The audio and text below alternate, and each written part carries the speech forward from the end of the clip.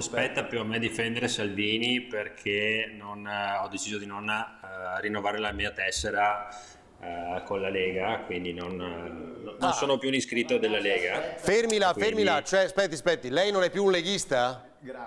non sono più tesserato con la Lega, non ho rinnovato la tessera. Terremoto nella Liga, la notizia è arrivata del tutto a sorpresa nel corso di ring. Alberto Villanova, storico volto del Carroccio trevigiano ed ex capogruppo in regione, lascia la Lega. Una scelta, chiarisce subito Villanova, che non prelude al passaggio ad alcun altro partito o cambio di casacca. Per il momento non ho intenzione di fare nessuna tessera.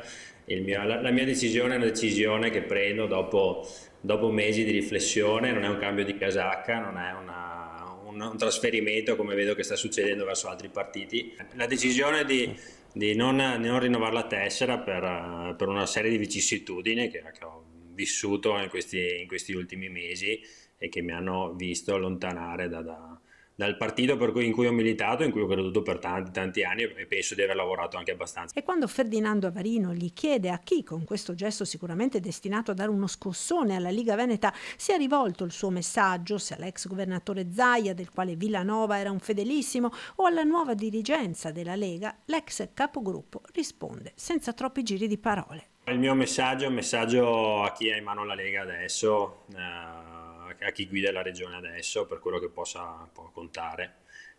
Insomma, io penso di averne vissute veramente tante negli ultimi anni e di aver portato il mio contributo anche per far eleggere il nuovo governatore a novembre. Ho avuto un tipo di trattamento che secondo me non è stato corretto, e siccome io credo che questo mondo, nonostante la politica, ci sia bisogno di avere anche una certa dignità, e c'è vita oltre la politica, quindi possiamo tranquillamente fare a meno di una tessera, continuare magari a lavorare per il territorio, ma senza avere questa tessera in tasca. Quindi non spetta sicuramente a me difendere Salvini stasera, né tantomeno difendere